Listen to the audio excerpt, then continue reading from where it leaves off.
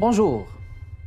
Écrire en français au Canada a souvent été lié non seulement à des revendications identitaires, mais aussi aux événements qui ont contribué à bâtir un pays, à sa survie au-delà des difficultés, des tensions historiques et politiques et de la condition des résistances des Métis et des Premières Nations, etc.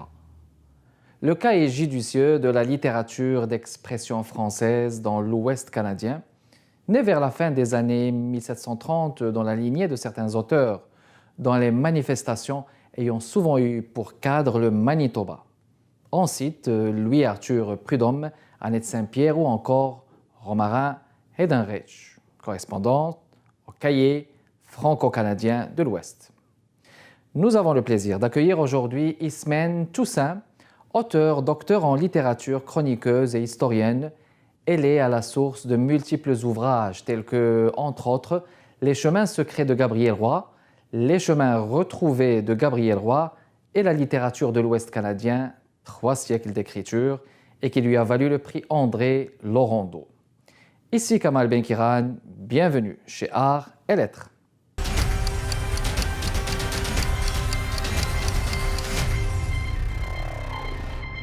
Ismène, bonjour. Bonjour Kamal. Bienvenue à l'émission Art et Lettres. Merci beaucoup de m'avoir invité. Je suis enchanté de te recevoir avec cette belle bibliothèque qui nous entoure, les ouvrages d'Ismène Toussaint, mesdames et messieurs, avec Gabriel Roy, mais surtout avec ses derniers romans, La maîtresse d'école. On va parler de ça dans les prochaines minutes. Mais dans un premier temps, en lisant La maîtresse d'école, le tome 1, le tome 2 qui s'en vient, j'ai remarqué aussi que Gabriel Roy est très présente. Et je me suis demandé dans un premier temps, est-ce que c'est une identification délibérée de ta part auprès de cet auteur qui a marqué l'imaginaire des Québécois et des Canadiens, ou bien c'était juste pour lui rendre un hommage, peut-être dans la lignée des autres auteurs, en lisant La maîtresse d'école. Est-ce que je me trompe? Est-ce que c'est ça? L'identification, c'est vous qui avez vu ça, vous me l'apprenez parce que... Oui, en quelque sorte. Moi, je vous le dis, mais est-ce que vous pensez que vraiment c'était une identification, c'est un hommage que vous avez voulu lui rendre à travers La maîtresse d'école? Parce qu'on a Gabriel, par exemple, comme auteur, comme personnage principal. Non, parce que je pense que je lui ai rendu déjà pas mal hommage avec des thèses, des articles, des conférences, des livres. Le roman m'avait été soufflé par mon éditeur, simplement, les éditeurs réunis. C'est les éditeurs réunis qui ont publié, oui. Qui m'ont dit ce serait bien aussi qu'elle devienne un personnage romanesque. L'idée n'est pas de moi, oui. Du tout. Ça a été suggéré. Ça a été suggéré. Puis, c'est une auteure aussi que, je vous le dis là, que j'avais lu, que j'avais admiré avec Hélène, que j'avais étudié avant. Bonheur d'occasion, par exemple. Hein. La montagne secrète, je vous dirais d'autres... La montagne secrète, c'est celui-là qui m'a poussé à venir ici. Ah oui? On rappellera à nos téléspectatrices et téléspectateurs que vous êtes originaire de France, de la Bretagne. Et puis, aussi dans votre cheminement, vous avez un magnifique engagement envers la cause métisse. Voulez-vous nous en parler? Oui, alors tout a démarré en 2005 avec quelques compagnons métis. À l'époque, on a cofondé le mouvement d'union métisse Est-Ouest qui a contribué à réveiller les communautés métisses au Québec. Et ensuite, on a réussi à rejoindre les métis de l'Ouest. Et on a donc conclu un acte d'union. Et petit à petit, ça a fait des petits. Et puis, finalement, il y a plein de gens qui sont arrivés dans ce mouvement-là. OK. Vous avez aussi écrit L'Uriel, le bison de cristal, Ismène Toussaint aux éditions Stanquet, mesdames et messieurs. Ce personnage magnifique qui a été réhabilité dernièrement, parce que lui, il a été quand même pendu par le fédéralisme canadien. Là, il a été réhabilité en 82, je me rappelle, par un sénateur. Mais bon, c'est des beaux mots, hein, la réhabilitation. Oui. C'est des beaux mots. Ensuite, il a été réhabilité, je dirais officieusement, dans le cœur des Canadiens, grâce à une émission de télévision au Québec qui avait mis son procès en scène. Et puis là, il y a toujours des députés qui travaillent à la Chambre des communes pour sa réhabilitation officielle. Officielle, pour une réhabilitation Mais, officielle, bon, oui. ça dure depuis 1886. Hein. Oui, qu'il n'y ait pas eu une réhabilitation correcte à la mémoire de ce grand monsieur. Journaux de guerre, est-ce que c'était ça le livre pour lequel vous avez eu le prix Laurent-Do? Non, c'était pour l'histoire de la littérature C'est peut-être pour l'histoire de la littérature canadienne-française de l'Ouest. Oui, pour l'histoire de la littérature canadienne-française, qui est ici d'ailleurs ce joli petit bijou, l'Action nationale. Hein, oui, c'était dans la revue L'Action nationale. L'Action nationale qui fait partie de vos engagements. Le pays dans les mots, c'est pas l'éditeur bien entendu, mais on parle d'une partie de l'histoire, de la littérature. Ben, je couvre jusqu'aux années 2005 à peu près, oui. Jusqu'aux années 2005. Du XVIIe siècle jusqu'aux années 2005. Oui, jusqu'au début des années 2000. Puis, là, comme j'ai dit, je vais enchaîner avec vos engagements auprès de Gabriel Roy. Les chemins secrets de Gabriel Roy, mesdames et messieurs. Toujours Ismène Toussaint. Les chemins secrets, les chemins retrouvés. Alors, les chemins secrets de Gabriel Roy, suivis de Les chemins retrouvés de Gabriel Roy, sont une série de témoignages de gens ayant connu la romancière au Manitoba et ensuite au Québec. Alors, j'ai ainsi retrouvé la sœur de Gabriel Roy, qui est morte à 105 ans. De la parenté. Donc, oui, la parenté, sa sœur. Qui a dû donc fournir de l'aide aussi pour la documentation, j'imagine bien. Sa sœur avait 99 ans quand je l'ai connue. Donc, de la famille, des amis, des camarades de classe, des anciens élèves, des anciens professeurs. Qui avaient fourni toute la documentation possible. J'imagine que ça doit être très enrichi. Ben oui, parce qu'ils l'ont connue. Donc, et chaque série de personnes, si vous voulez, est présentée avec un essai. Et, qui pourrait enrichir votre travail. Oui, aussi. Et puis aussi, à la fin, il y a des témoignages d'universitaires. Ah oui, académiciens. Voilà, des travaux un peu plus savants. Là, je vois le nationalisme. Le nationalisme québécois, Gabriel Roy et le nationalisme québécois, mesdames et messieurs. Est-ce que Gabriel Roy était pour la souveraineté? Question comme ça. Pas du tout, pas justement. Du tout. Et c'est là le... Donc vous avez essayé à ce niveau donc de montrer pourquoi, d'expliquer pourquoi. D'expliquer pourquoi. Peut-être Oui. bien que lorsque je lis ici, donc c'est des hypothèses qui expliquent la position de Gabriel Roy, son éducation en anglais, un manque de confiance en elle, sa lassitude des revendications nationalistes, sa vision utopique du monde aussi, hein, qui la faisait se réfugier dans le petit Québec imaginaire de son œuvre, dans un texte fortement documenté. J'imagine que c'est un travail d'écrivain poussé quand on travaille sur un écrivain. Ça m'a pris 3 semaines, ça. 3 semaines. Ah, oh, bon. Oui, ça a été vite fait. On parle de combien? De 90 pages? 92 pages? C'est petit. C'est petit. Ismène, on va faire une pause et on vous revient, mesdames et messieurs, dans les prochaines minutes. Restez parmi nous. On est de retour, mesdames et messieurs, toujours dans le cadre de l'émission Arts et Lettres avec notre invité Ismène Toussaint. Je reviens donc à Maîtresse d'école où il y a 2 tomes. On le rappellera, le 3e, vous êtes en train de l'écrire. Je vous avoue que je n'ai pas pu me détacher de l'écriture de ce beau roman, de la lecture de ce beau roman lorsque je l'ai lu, parce que je voyais des images défiler. Quand on voit des images défiler, c'est la preuve que c'est un bon roman écrit. Alors, venant de vous, ça doit vraiment être un compliment. Avec fluidité, et je le dis très sincèrement. Puis, il y a une notice qui m'a interpellé, celle de la fusion entre les personnages réels. Il y a des personnages fictifs et des personnages réels. Par exemple, dans le tome 1, on voit que Gabrielle, elle est là, donc on dirait que c'est Gabriel Roy dans le fond qui parle, mais le nom de la dame, l'héroïne, qui voulait devenir écrivaine plutôt qu'enseignante, elle est là. Moi, j'aimerais savoir, pour quelle raison vous avez tenté cette fusion entre des personnages réels de la réalité comme Gabriel Roy, puis des personnages fictifs? Mais je ne l'ai pas tenté, c'est venu comme ça. Moi, j'écris d'instinct. Et s'il y a des personnages qui arrivent comme ça, je les intègre dedans. Et puis aussi, vous savez, la vie d'une petite institutrice de campagne au Manitoba, c'était assez plate. Hein. Oui. Donc, il a fallu un petit peu amener d'autres personnages. Donc, voilà. Genre, par exemple, les curés, là, notamment. Oui, là. oui, oui, oui. Alors, il y a le sympathique petit curé, là, puis Oui, il y a oui, l'affreux... François, je pense, oui. Oui, et puis l'affreux fanatique, là, le Oui. père Hébert, là, Oui. C'est qui bien. m'a été inspiré d'ailleurs par un vrai pasteur protestant fanatique que j'avais Et ça, c'est magnifique aussi croisé en Alberta. de croiser les personnages, les contrastes des caractères, ça enrichit la trame narrative. Oui, puis finalement, je me suis aussi inspirée de quelques-uns de ces vrais personnages de romans que j'ai mis dedans, mais qui ne sont pas forcément exactement pareils. Je ne l'ai pas plagié quand même. Mais on retrouve par exemple l'élève à la fin, l'élève dont elle tombe amoureuse, Oui, là, par exemple. Roderick, je pense. Roderick, c'est ça. Oui.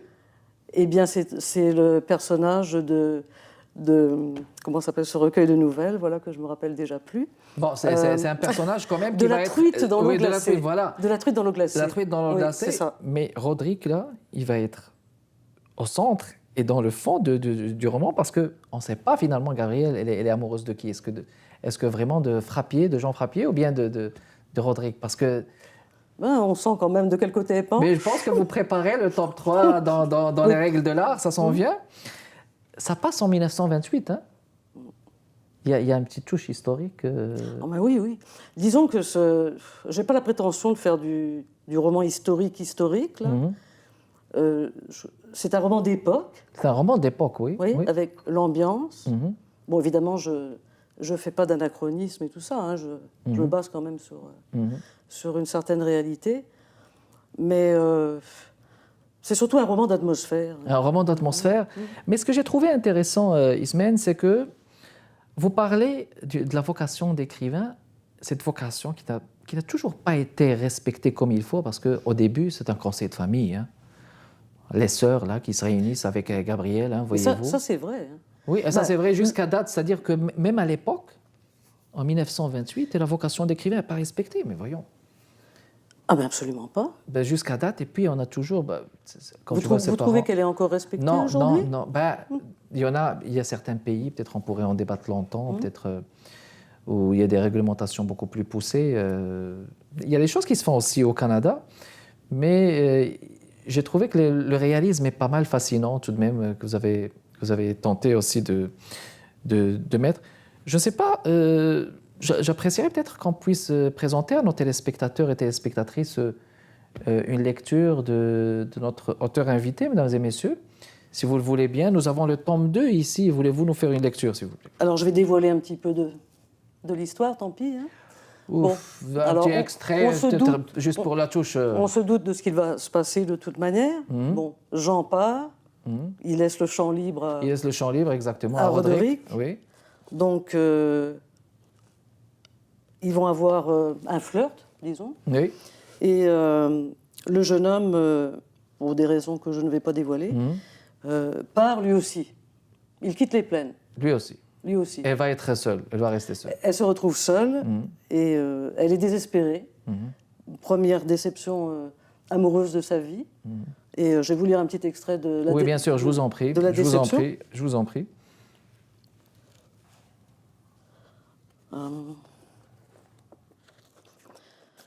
De fait, en s'éloignant, Roderick avait fait d'elle une morte vivante, séparée de l'autre moitié ou de la meilleure partie d'elle-même. Quoique ses idées suicidaires se fussent dissipées depuis le soir où elle s'était claustrée, puis évanouie dans sa cabane, de sombres pensées et des tourments continuaient à l'assaillir. Le souvenir du jeune homme l'obsédait. Où était-il? Que pouvait-il bien faire? Avait-il retrouvé sa mère? Reviendrait-il un jour? Pensait-il encore à elle? Toutefois, elle ne se berçait plus d'illusions, persuadée qu'il l'avait simplement oubliée. Ni Balthazar, donc son élève, ni elle n'avaient reçu de ses nouvelles.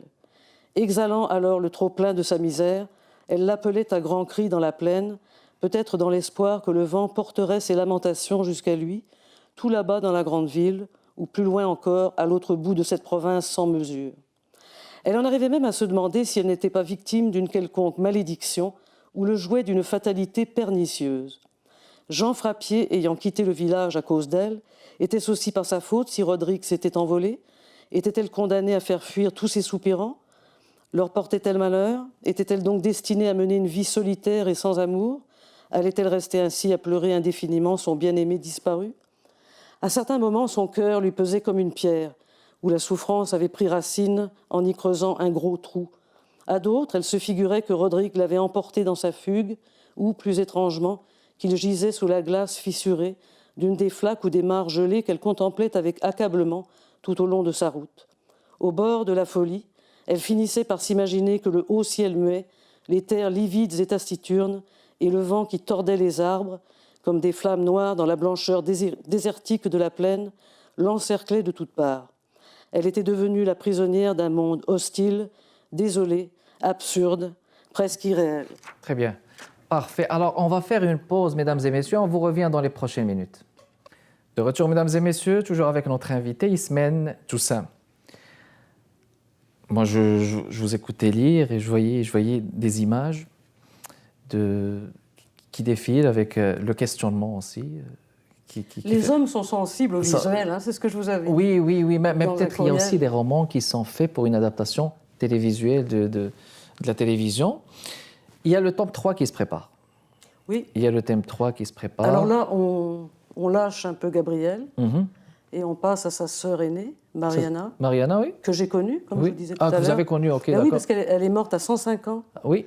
Elle m'a écrit jusqu'à l'âge de 102 ans. Ok.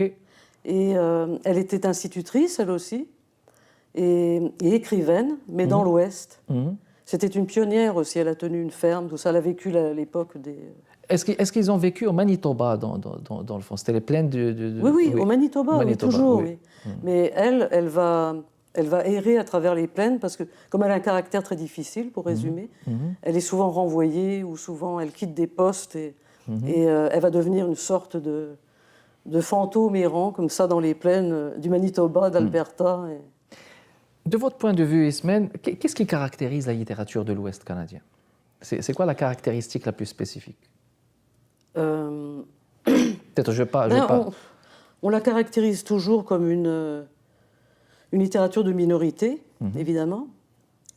Je ne veux pas être méchante, mais c'est un peu de sa faute aussi, parce qu'elle n'a pas tendance à s'ouvrir. À sortir du... C'est-à-dire qu'elle intègre, entre guillemets, je n'aime pas trop le mot, mais elle intègre les auteurs immigrants.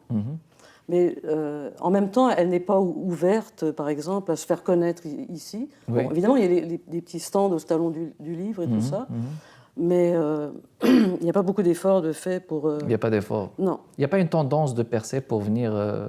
Dernièrement, au Salon du Livre international du Québec, je n'ai pas trouvé grand-chose. Non, il y a deux bonnes petites maisons d'édition dans lesquelles j'ai travaillé, non pas à titre d'auteur, mais à titre de conseillère littéraire. Ça, il y a le Blé, pour les plaines où je n'ai pas travaillé. Mais c'est des bonnes maisons. Il y a des bons auteurs. Mais il y a une espèce de repli sur soi, de complexe aussi par rapport aux auteurs qui publient ici, par rapport aux auteurs québécois. Oui. Et je ne vous parlerai que de mon cas, parce que moi, finalement, j'étais un peu devenu un enfant du pays. Oui. Je suis venu ici, j'ai réussi ici, je veux dire, dans le domaine littéraire. Alors, vous imaginez Oui. Il y a un point que j'ai agréablement découvert chez vous lors de nos diverses interactions dernièrement, votre rapport à la littérature en général, mais à la littérature marocaine. Eh bien, vous avez connu des noms, moi j'étais agréablement surpris. C'est qui votre auteur marocain préféré? Et ça remonte à loin. Hein, ça remonte à loin. Vous avez travaillé sur des auteurs marocains.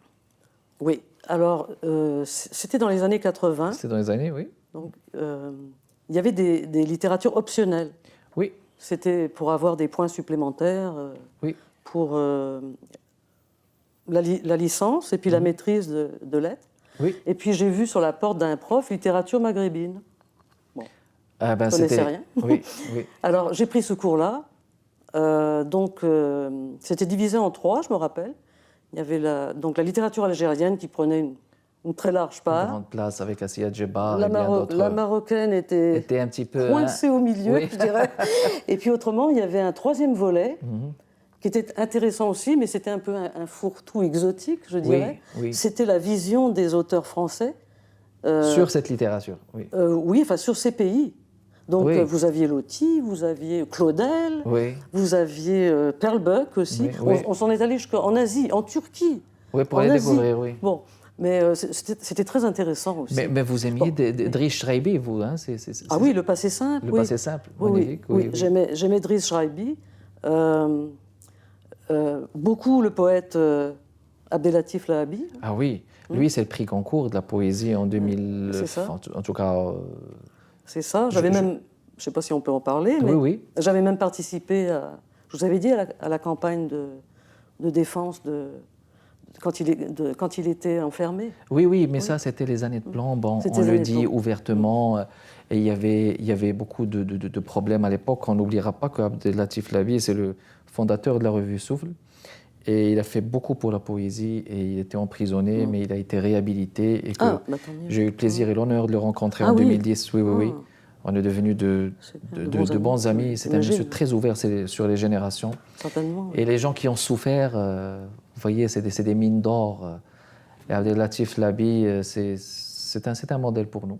Il y avait Rereddin aussi. Ah oui, lui c'est l'enfant terrible de la littérature marocaine. Oh, bah alors là, je vais le lire plus, oui. plus profondément. Alors, si c'est l'enfant terrible. Oui, c'est l'enfant terrible. Et puis aussi, lequel j'aimais bien Ratibi. Ratibi, oui, Ratibi. C'est le premier.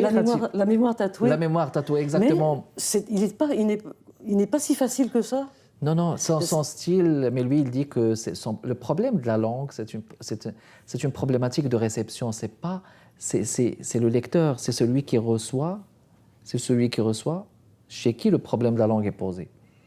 Ah, lui, c'est un grand monsieur. C'est le premier qui a fait un doctorat en littérature maghrébine en France, Abdelkbir El-Khatibi. Tahar Benjeloun, qu'on ne présentera pas, parce qu'il était internationalement connu. Internationalement connu, exactement. Je m'excuse de ne citer que quelques grands noms. Oui. Mais en tout cas, c'est tout à votre honneur, parce que tout de même, c'est une littérature qui a, avec de grands noms. On va dire juste un dernier mot, Ismen. Je vais vous faire un petit plaisir quand même. Oui. J'avais tellement de bonnes notes en littérature algérienne et marocaine. Vous y intéressez comme il faut.